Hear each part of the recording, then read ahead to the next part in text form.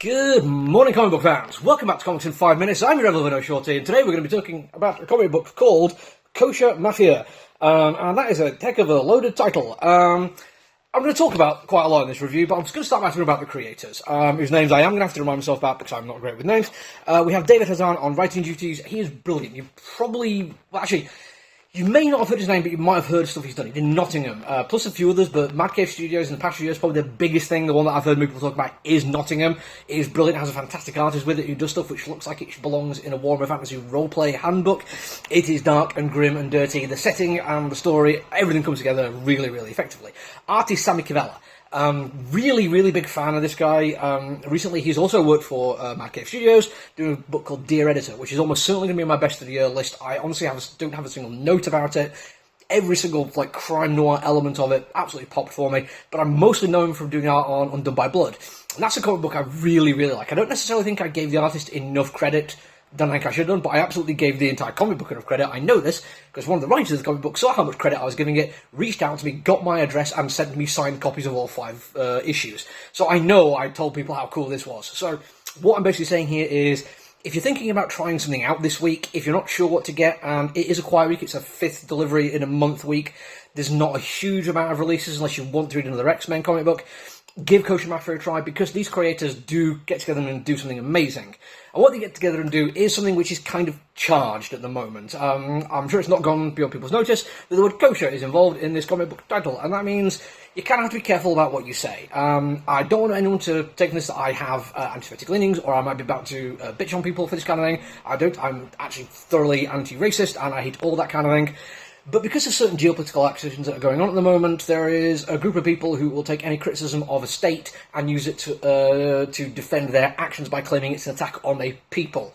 This is a complicated issue, and better, more well-read people than I have tried to get to the crux of it, but I'm not going to do that. I'm simply going to say, when I'm reviewing this comic book and I'm talking about Jewish people within it, I'm talking about them as they are presented in a fictional comic book. As inspired as it may be by real-life events, because it certainly is, or real-life organisations, which I think it is, these criticisms are about the people in the comic book, and I hope everyone takes that for what it is. And when I say real-life events, I'm talking about, again, a very politically charged time where anti-Semitic attacks in America are on the rise.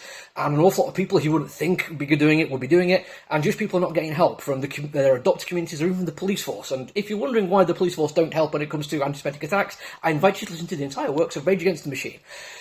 So when they don't have the help they're getting from the people you expect them to, they do reach out to other people. And this is when we start talking about things like Murder Incorporated as a real-life example, which I mostly know about because of The West Wing, but then I did some reading on it, I found it very fascinating, and it kind of prepared me a little bit for what I was going to see in here. Because we're not talking about contemporary times now, we're talking about pre-war, and how dangerous it became when this kind of anti-Semitic radicalism was kind of seen as just a thing to do. You don't have to really struggle to see the rise of the Nazi Party in America. There's like a whole Central Park kind of thing going on.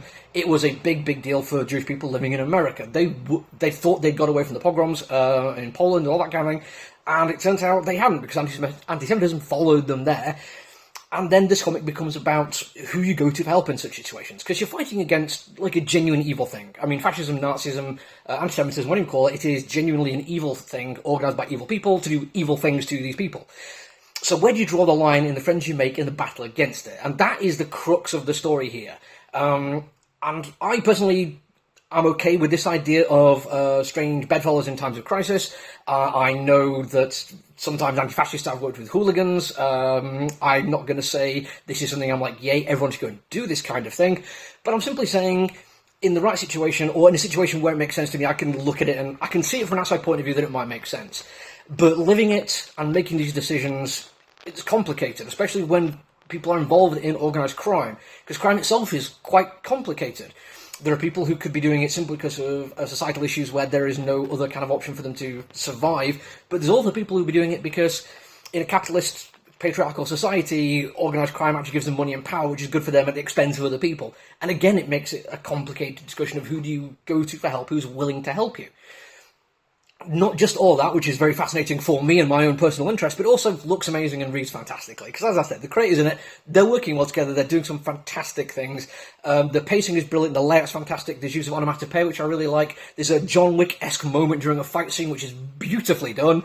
And the characterization is brilliant. I genuinely found myself caring about all the people involved, and I want to know what's going to happen next. I am into this one. I'm actually thinking genuinely about, like, not just waiting for the trade paperback, which I have done for a few things recently. I might be putting this on my pull list. I'm not sure I can wait until it's finished to find out what's going on.